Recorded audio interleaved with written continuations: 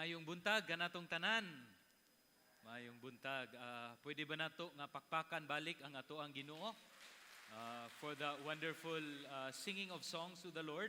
I don't know about you, pero ganahan kaayo ko sa pulong sa Ginoo or sa giawit nato kaganina nga gihulagway ang gugma sa Dios isip matahom. And naghuna-una ko while I was sitting there, unsa man gyud nang in English sa pulong nga matahom. Well, probably some of you may say beautiful, pero feeling nako mas lalom pa na, no? Ang pulong nga matahom. There's depth, no? Lalom naa diha ang puno, full and beautiful at the same time, all wrapped up in a word nga matahom. Ingon ana ang gugma sa Dios, mga igsoon, og I hope that you feel the love of the Lord today. Amen ba? Amen. Kay ga-celebrate biya gahapon og Happy Hearts Day, no? Gugma or panahon sa gugma. I hope nga more than just the love that you feel from each other or from your loved ones, mas importante gyud siguro nga ato ang namnamon ang gugma sa Dios sa ato ang kinabuhi, no? Mao kana ang ato ang pagahisgutan gayud, no, sa miagi na nga mga Domingo. Naghisgot kita sa gugma sa Dios through the preachings or the writings of John the Beloved, si Juan nga apostoles sa gugma, apostol sa gugma, nga diin gitagaan sa Dios og maanindot gayud nga opportunity to write about the love of God. And kana padayon nato nga pagatun-an karong kabuntagon, ug ako ang gitituluhan ang ato ang pagwali karong kabuntagon isip love in and love out, based na siya sa very old computer nga term, which is garbage in and garbage out. Matud pa nga kung garbage imong ibutang nga mga commands sa usa ka computer, ang mugawas pod ana basura pod. But for our lives, if we put in the love of God, unsa pod kahay resulta sa atong kinabuhi kung puno ta kanunay sa matahom nga gugma sa Dios. Kung naa ka may Biblia, mga igsoon, ablihi ka na sa libro ni Juan, kapitulo 15, 12 hangtod sa 17. This is just a very short passage, but again, when it comes to the love of God, kahibalupod ko nga kini puno kaayo, most especially or specifically when it comes to our response sa gugma sa Dios. Sa pagsugod atong basahon kini nga mga pulong, no, kung wala kamoy Biblia diha sa inyo, pwede ko ninyo sundon nga sa hilom nga paagi as you watch the screen behind me. Ang pulong sa Dios nagaingon sa Juan 15, 12 hangtod sa 17. Mao kini ang akong sugo kaninyo, paghigugmaay kamo sama sa akong paghigugma kaninyo. Kung adunay tawo nga magpakamatay alang sa iyang mga higala, kana nga paghigugma dili na gayud malabwan. Mga higala ko kamo kung tumanon ninyo ang akong mga sugo.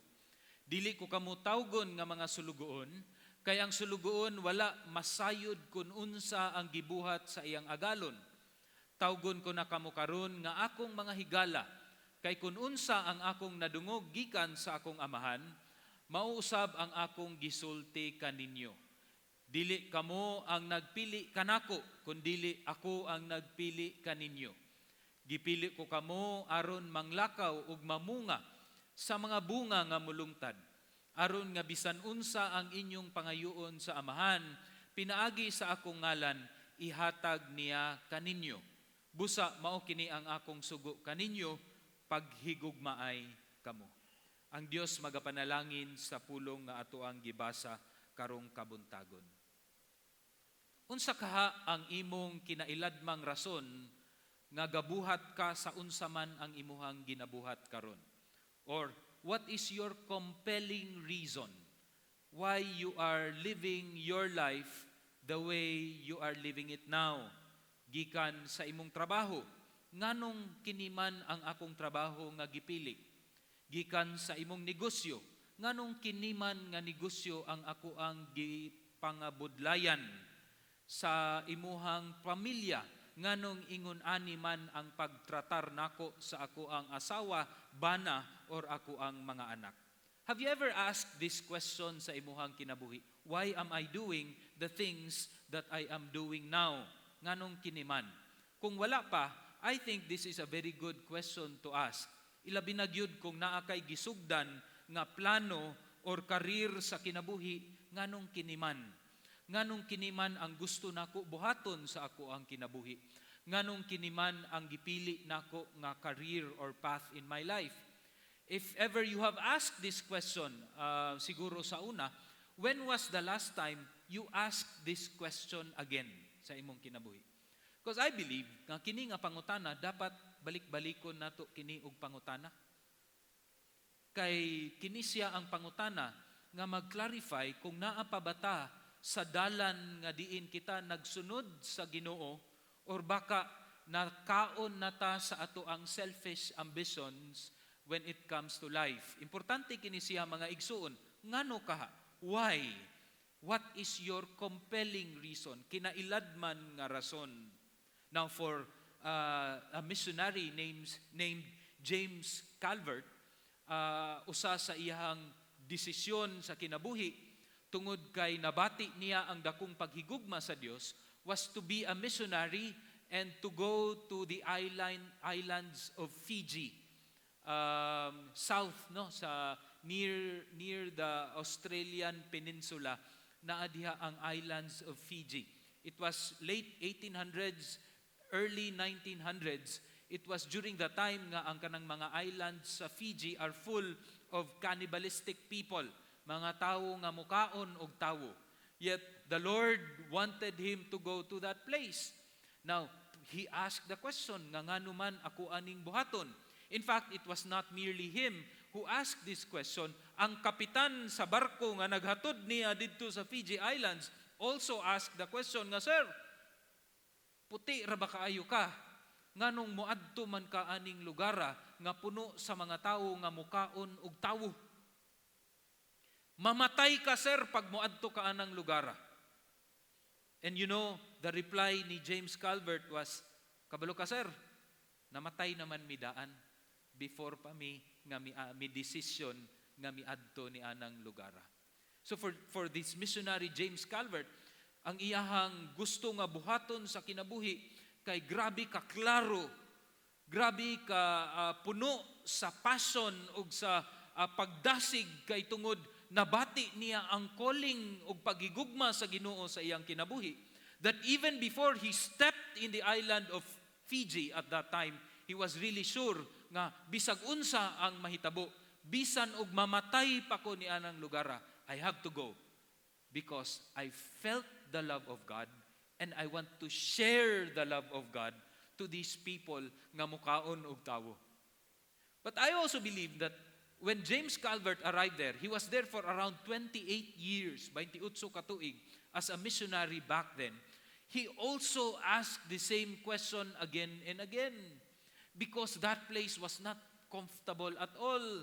Wala siya naanad sa lugar, sa weather, sa kalisod sa buluhaton. Yet ang iyahang kasing-kasing nga moobey sa pulong sa Ginoo, that his heart, he knew that a true missionary of Christ fears the outcome of disobedience more than death. 28 years later, padayon siya nga nangutana niini, and as he asked the question, he also remained pabilin siya sa kabubuton sa Ginoo sa iyang kinabuhi. And it was through his obedience, perseverance, ug ang grasya sa Ginoo, he was able to minister to the Fijian king, Seru Epenisa Kakubao. And that king or dato didto nga lugar was converted to Christianity. And he renounced polygamy and he practiced a consistent life diha sa pulong sa Ginoo after 28 years. And we know, in a tribalistic nga lugar, kung ang sultan or ang dato gani maoy muingon nga mutuot ang tanan kang Ginoong Jesucristo, everybody in that place sa iyahang tribo mituo usab sa Ginoo. Now I ask the question again, what is your compelling reason for doing what you are doing? I hope that just like James Calvert, gabuhat ko ani as a response of God's love for my life. Tungod kay nabati nako ang gugma sa Dios, gibuhat pud nako ang ako ang business. Tungod kay klaro ang gugma sa Dios. Gibuhat pud nako ang ako ang trabaho or ako ang pagka-estudyante tungod kay nabati nako ang gugma sa Dios. It's all because of love that we respond by loving God and loving others as well through our vocation sa ato ang business and sa ato ang career. Kay klaro man ang gisulti gayud sa Dios sa Marcos 12:13 hangtod sa 31. And this should be the fuel sa ato ang kinabuhi as we live or lead our lives. Niingon ang pulong sa Dios, busa igugmaa ang Ginoo sa imong Dios sa tibuok mong kasing-kasing, sa tibuok mong kalag, sa tibuok mong hunahuna ug sa tibuok mong kusog. Ang ikaduha nga labing mahinungdanon nga sugo mao kini, higugmaa ang imong isig katawo sama sa imong paghigugma sa imong kaugalingon. We call this the greatest commandment ni God. Nga diin pinasikad sa gugma sa Dios, we are called to respond to God pinaagi sa paghigugma pud kaniya ug paghigugma sa atoang isig katawo.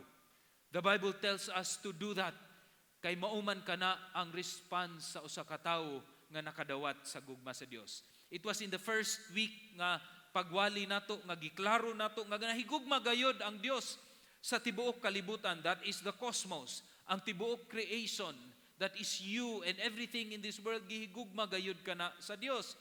But nag-ingon pod sa ikaduha nga Domingo nga dili pud ta mo respond by loving the world or dili ang cosmos kundi ang patterns of the world, the things of this world. Gihigugma ta sa Dios, ang ato ang response is to love Him back, dili ang paghigugma sa mga butang, mga sistema ug mga patterns ni ining kalibutana. That is very clear in the second Sunday that we listened to Pastor Joe. And because we are transformed by the Lord from the inside out, we were born again tungod sa gahom sa Dios pinaagi kang Ginoong Hesus. Now we have the capability to love others. Ug mao kini ang ato ang isgutan, ug mao pud ni ang gisulti gayud ni Ginoong Hesus sa Juan kapitulo 15 hangtod sa 12. Mao kini ang akong kasugo ni kaninyo, paghigugmaay kamo sama sa ako ang paghigugma kaninyo. Mga igsoon, ang Juan kapitulo 15 has been a very familiar nga chapter for many of us. Sa uban kanato nga ni join sa kadtong commitment night miaging Domingo, mao kini ang giwali sa ato ang elder nga si Elder Ron. And bisan sa tibuok kinabuhi sa GCAF, we had been hearing so many messages and even seminars. Remember the Secret of the Vine nga seminar by Bruce Wilkinson. I believe nga gibuhat na nato diri sa GCAF not merely once but a few times many years ago or a few years ago. But have you ever wondered, no? Nganong mauman kini ang giwali ni Jesus sa John chapter 15, which is pabilin kamo kanako kay ako magpabilin kaninyo unya kamo mamunga gayud og daghan, abiding in Christ. Have you ever wondered nga nganong kini man ang gusto nga ipasabot gayud ni Ginoong Hesus sa iyahang mga disipulo? I think that the answer of that will be found diha sa bersikulo 18 sa Juan kapitulo 15. Unsa may giingon diha sa bersikulo 18? Nag-ingon ang pulong nga ang kalibutan mapungot, masuko, maglagot kaninyo. If the world hates you, keep in mind that it hated me first. So klaro ang kinabuhing Kristohanon, dili siya sayon tungod kay dili mangyud sayon ang mga commands ni Christ para kanato. Pero what makes it even kanang heavier ang Christian life is ang mga tao sa ato ang palibot will not really kanang respond graciously to us. Naagyoy daghan nga mga tao or bisan ang sistema sa kalibutan magpakita gayud og kapungot og kasuko sa usa ka Kristohanon sa magtutuo ni Ginoong Hesus, kay dili man ingon ani ang pamaagi sa kalibutan. The way of the Lord is quite different from the ways of the world. Mao bitaw nga giwali sa miaging Domingo nga dili nato dapat higugmaon ang pamaagi sa kalibutan, but we remain in the Lord. And remaining in the Lord means daghan gyud og masuko, daghan og mapandol, kay dili man sila kasabot sa pamaagi sa Dios. Now, look at our world today. Tanaw nimo ang kalibutan. Kung ikaw usa ka tawo nga if you stand against abortion, pagpatay sa baby nga naa sa tiyan, unsa may isulti sa kalibutan sa imuha, they would call you misogynistic. They would call you kanang you don't believe in freedom because my body, my choice. Kung ikaw usa ka Kristohanon nga gatuo nga ang Biblia gayud is the ultimate authority in life, in practice, in ministry, inerrant ang pulong sa Ginoo, the world will call you nga usa ka religious fanatic, or the world will call you as a fundamentalist. If you believe against gender fluidity, nga kung gatuo ka nga ang gender nga gibuhat sa Dios is male and female, people would call you in the world anti-science, buguon ka, stupid, or bigoted. People are against, or the world is against you if you continue to abide in the Lord Jesus Christ. Mao nang niingon si Ginoong Hesus, pabilin ka. Kay kung padayon ka magpabilin kanako, then you will mamunga gyud ka og maayo. Ningon si Ginoong Hesus, we should not fight fire with fire. Kung ang kalibutan nasuko kanato, dili nato balsan og kasuko. We will not fight evil with evil, but Jesus asked us to overcome evil with good. And kana nga good that we show to others comes from this command nga ato ang higugmaon ang ato ang neighbors, ang mga katawhan. Yet it's not easy, because Jesus did not merely ask us to love our neighbors, to love our enemies as well. Now, kung ikaw naka-eksperyensya og ingon ana, lisod gyud na nga mo respond ka in love. So Jesus understood that. So mao nang niingon si Jesus, before you jump into loving others, loving your neighbors, you love each other first. Mga believers, mga isig katawo nga nagtuo kang Ginoong Hesus, we should be the ones who are excelling in our love for one another. Remember what Jesus said? That the world will know nga ikaw disipulo gayud ni Ginoong Hesus kung unsa. Kung ikaw naghigugma or kita naghigugmaay sa usag-usa. So this is the command ni God in John chapter 15 verse 12, nga maghigugmaay kita sa usag-usa. This is my commandment, that you love one another just as I have loved you. Ang sukdanan sa atong paghigugma sa isig ka igsuon magtutuo ni Ginoong Hesus is the love of the Lord Jesus Christ. Ug niingon si Jesus Christ, greater love has no one than this, that a man would give his life for a friend. Sa usa ka igsuon. Unsa man na klase nga paghigugma? Gugma nga sacrificial, gugma nga unconditional, gugma nga unilateral, nga bisan og dili kaganahan sa imuhang igsuon, yet there is this love of God that pushes you, compels you to love the brother or the sister in the Lord. Mauna mga igsuon, that in a world puno sa hate, kasuko, kapungot, selfishness in this world, our compelling reason to love one another should be the love of God that is in our hearts. Mao kana mga igsuon, nga we are to love one another. Kay before you are to love the enemies, unsaon man imong pag-love sa imong enemies, sa imong silingan, nga dili manggani ka kahibalo muhigugma sa imuhang abay dinhi sa simbahan, lingi imong abay. Gihigugma ba na nimo? Okay, siguro no? Of course, gihigugma na nimo. Pero we must understand nga siguro napulo katawo gikan sa imong abay would be a person that you do not really know, who has a different family background. Lahi ang childhood, lahi ang siguro ang values nga iyang gidak-an, lahi pod ang iyahang probably ang iyahang lingwahe or cultural background. It might be nga lisod kaayo mo magkasinabot, yet you are called by the Lord to love one another as Christ have loved you. And if you are not able to do that with a brother or a sister, paunsa man nimo higugmaon ang imuhang silingan nga grabe katabian, libakiro, libakira ug uban pa. The Lord asks us to love one another. We have the love of God in us. Unya mao kana ang mag-compel nato to love others. Pero siguro mas maayo gyud nga nganuman, no?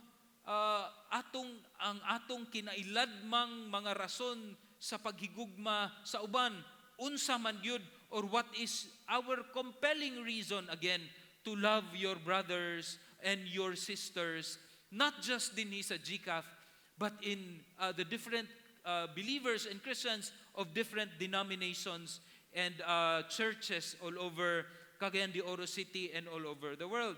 Now, two things I would like to share to you nga naa sa pulong sa Ginoo. Our compelling reason to love our brothers and sisters, number one, is because ang gugma sa Dios nakighigala kanato. God's love has befriended us. Nahimo kitang higala sa Dios. Ang pulong sa Ginoo nag-ingon, mga higala ko kamo kung tumanon ninyo ang akong mga sugo. Dili ko kamo tawgon nga mga sulugoon, kay ang sulugoon wala masayod kun unsa ang gibuhat sa iyahang agalon. Now if you look at the very first sentence, makita nimo nga ang tinuod gyud ay nga ebidensya nga ikaw nakadawat sa gugma sa Dios kay mo obey ka sa command sa Dios. Ang obedience. Dili nakamutuman sa imong kaugalingon nga gusto, kundili ang pagtuman nimo sa Dios. Nga bisan nga ang imuhang igsuon dili gayud kamo pariho when it comes to background or imuhang culture and ang imuhang values in life, yet gatuo or ning obey ka nga higugmaon gihapon ang imuhang igsuon. That is the evidence that you are indeed changed by the Lord, being or nahimo kang born again in the Lord, ug ikaw gitawag sa Ginoo nga higala. Now again, ang pag-obey sa Ginoo is not something that we can do on our own. Nga pag-abot lang sa usa ka punto sa imong kinabuhi, mingon ka nga, sige na, karon magsugod nako og obey sa Ginoo. The very first message nato this month tells us nga kung dili buhion sa Dios ang ato ang kalag, pinaagi sa gahom sa balang spirito, ug pinaagi sa pagtuo nato diha kang Ginoong Hesus, we remain dead. Unya dili ta pwede makatuman sa balaod or sa command sa Dios sa ato ang kinabuhi. Is not something that you decide on your own. It's the Lord who empowers you to obey His command.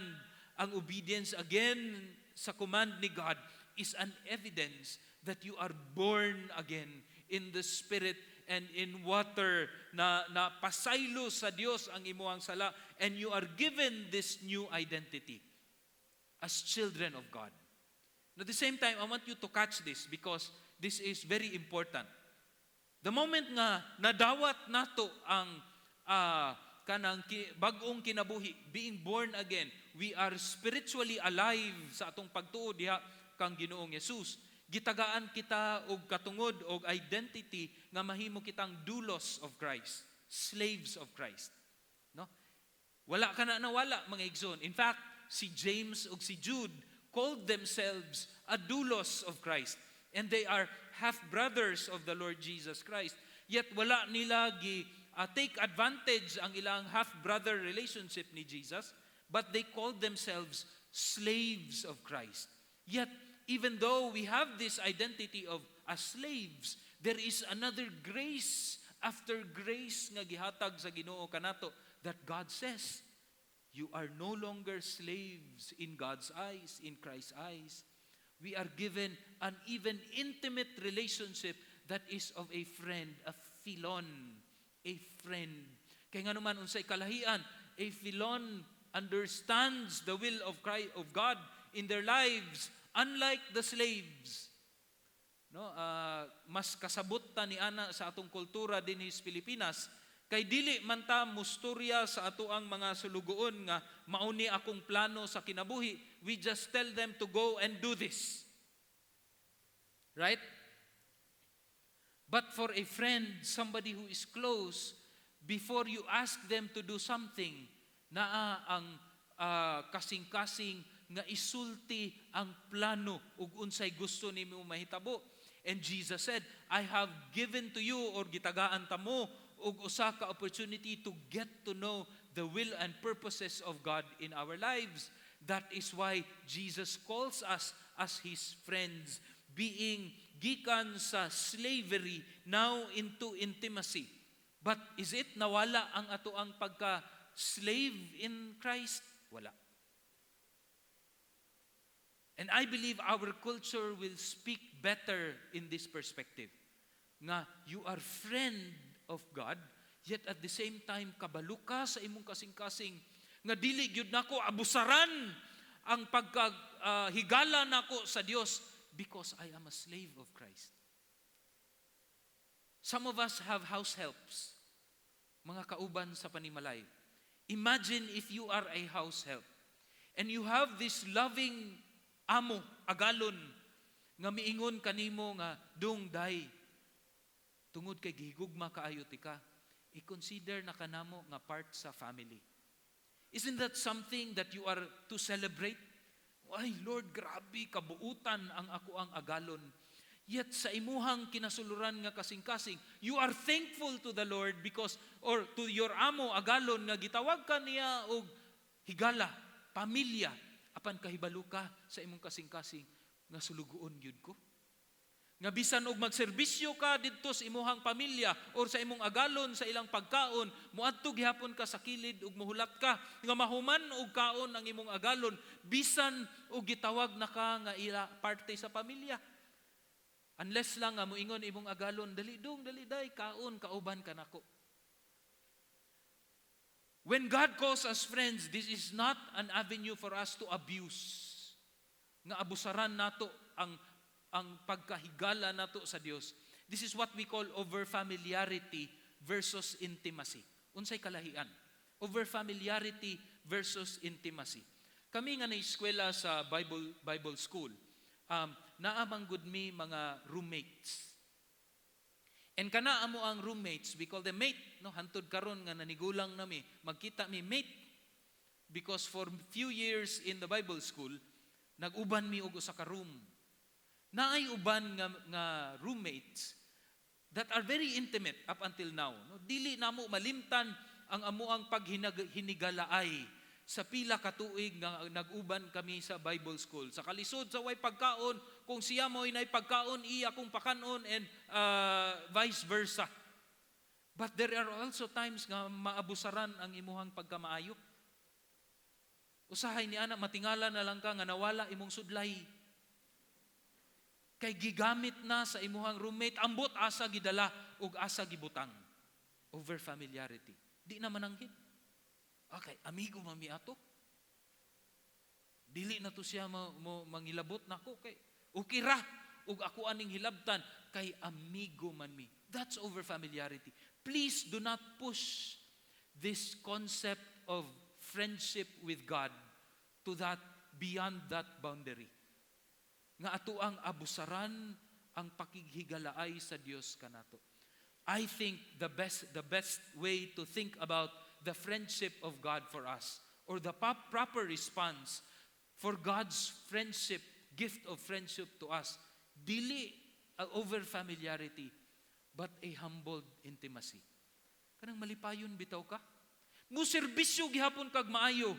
Bisan gitawag na ka sa Ginoo nga parte sa pamilya o higala, but you serve with love. Mahadlok gihapon ka kay siya ang King of Kings and Lord of Lords. Dili ka magpataka og unsay imong buhaton, sama pod sa atong mga house help. No nga at the end of the day, dili man ako'y tag-iya aning balay. Ako mangyud gihapon ning limpyuhan. Ako gihapong trapuhan ang mga samin bisan og giingnan nako nga parte sa family. A humbled intimacy. That's our perspective with God's friendship. Dili na to abusaran Ginoo because ang Ginoo because who we are serving is the King of Kings and the Lord of Lords. That's the reason mga igsoon, or that is our compelling reason to love others, because God has loved us so much nga gitawag kita niya nga mga higala. But then again, be careful not to become over familiar. Continue to obey the command of God to love others. Ikaduha mga igsoon, what is our compelling reason to love your brother? Kanang imuhang abay o kining naa diri sa palibot. Nganong higugmaon man gyud ni nako, Lord? Usahay lisod ra ba gyud, Lord? But why do we obey in obeying? Number one, because we are called friends of God. Bisan kita enemies, now we have become friends of God in Jesus Christ. Ikaduha, because ang gugma sa Dios nagpili kanato. God's love has chosen us. Gipili kita sa Dios. Nag-ingon ang pulong sa Ginoo, dili kamo ang nagpili kanako, kundi ako ang nagpili kaninyo. Gipili ko kamo aron manglakaw ug mamunga sa mga bunga nga mulungtad. There are two words here that are very important. The word chosen or gipili, unya ang Griego niini is a highly deliberate choice. Gipili gyud og maayo. Kana bitawng miadto ka og mall, unya nakakita gyud ka didto sa usa ka butang nga gusto gyud nimong paliton. Apan wala kay sapi anang panahona. Pero kabalog yung ka nga kini, ako agyud ning paliton. You have chosen, gipili to nimo nga imong paliton, nga mulakaw ka, manarbaho, mangita kag kwarta, aron pagbalik nimo, imuha siyang paliton. Naiuban gani siguro nga makakitag tsada kay nga sanina, imong isuksok dito sa ilalom, para dili mapilian sa uban, kay kabalo ka nga balikan, yun to nimo, kay imo man tong napilian. Naiuban nga ni smile, mao siguro gyud ilahang gibuhat. Gipili, chosen, highly deliberate choice nga naapod kay gihuna-huna nga outcome. And the other word is appointed. Gipili ko kamo. Wala nakasulat diri sa Binisaya, no? But I have chosen and appointed you. That is to place, to set, to establish, giplanuhan ug unsay outcome aning napilian.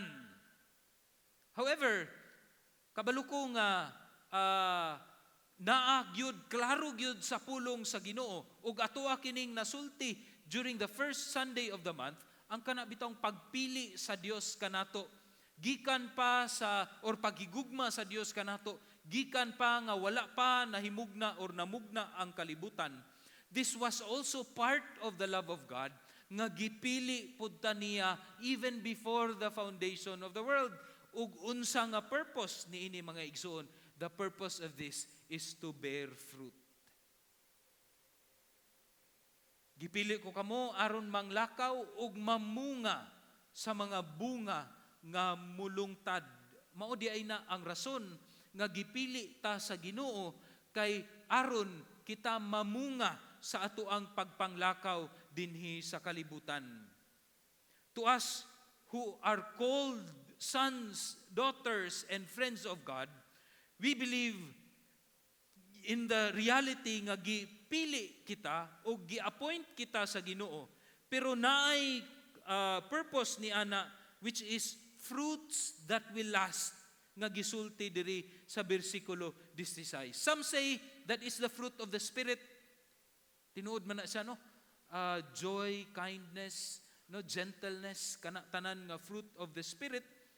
Some would say that this is the fruit of discipleship. Nga ikaw nagdisipulo unya naapoy disipulo nga ang imuhang gidisipulo, disciplers of disciples. But I believe sa akong pagtuo it is both. I believe that it is both. When the ultimate outcome of our responsibility, our appointment as being chosen, I believe mao kana ang pagbuhat og disciples. Unya sa ato ang pagbuhat og disciples, dili man mo na mabuhat kung ikaw pod mismo wala nagkinabuhi isip disipulo sa Ginoo. And what does it mean when I say living a life of a disciple? Usa ka na katawo nga naa ang fruit of the Spirit in their lives.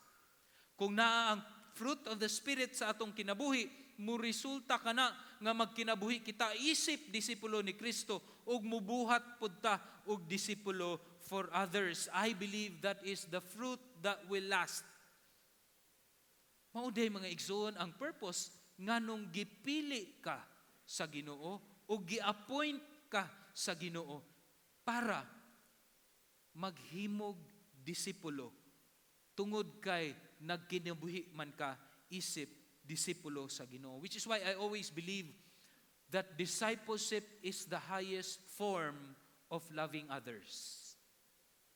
Ang pagdisipulo mao ang highest form, pinakalawom nga klase sa paghigugma sa ubang tao.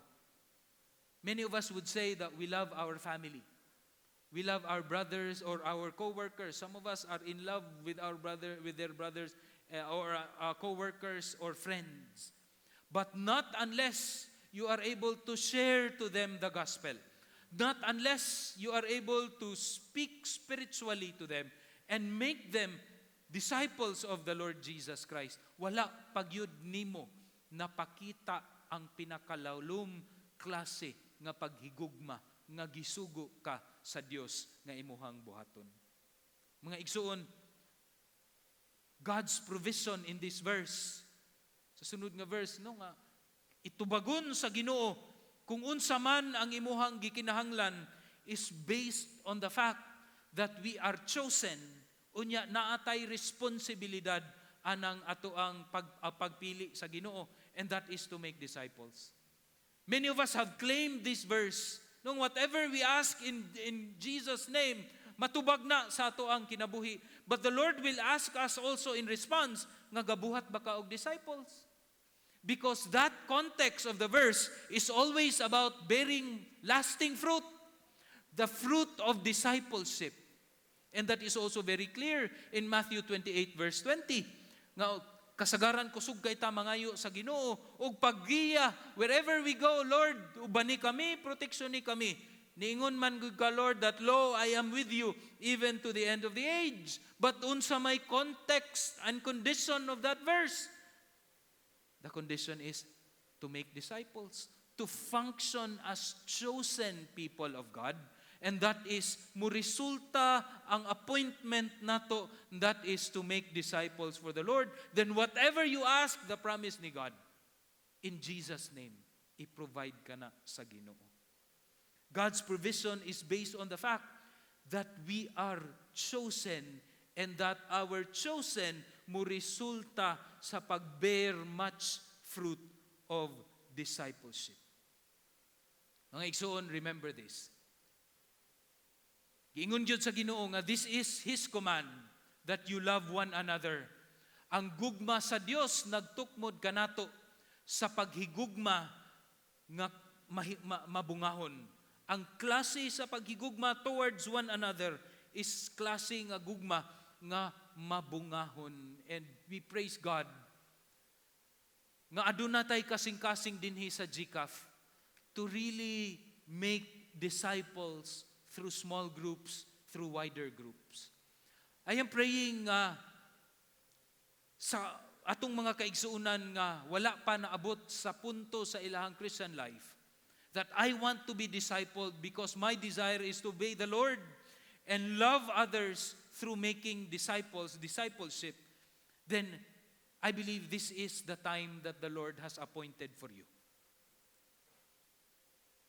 You ask the Lord, nga tagaan kaniya og kasing-kasing nga magpailalom diha sa discipleship relationship with our brothers and our leaders here sa GCAF.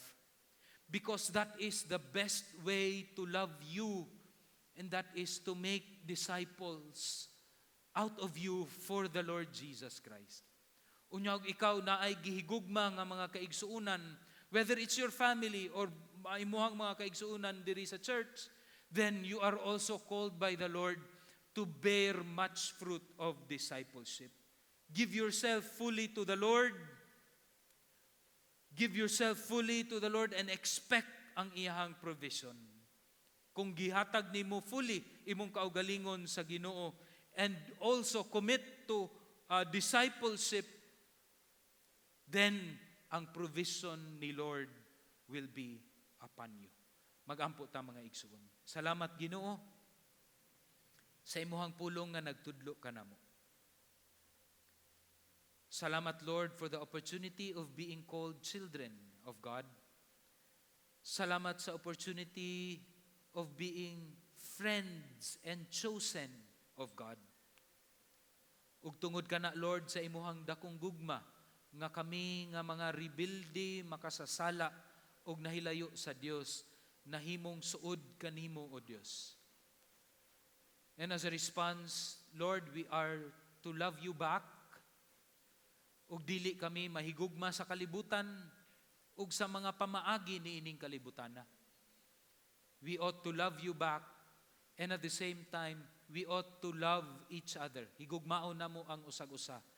Labi na gyud Ginoo among mga kaigsuunan sa iglesia nimo o Dios. It's not easy, again, to love each other. Pero Lord, tungod kay imuha kaming gitawag nga higala, amuha ka nang nabati klase nga paghigugma, ug gipili kami nimo o Dios, then we ought to love each other through making disciples out of one another. Salamat again, nga kabalo mi o Dios, kung kini ang amuang pangayoon isip iglesia, imuha pod kining i-provide. And that's your promise, O God, nga amo ang nakutluan niining imuhang pulong. Kanimo, Dios, ang tanang dungog ug himaya sa ngalan ni Jesus. Amen o amen. Atong palakpakan ang Ginoo mga igsoon.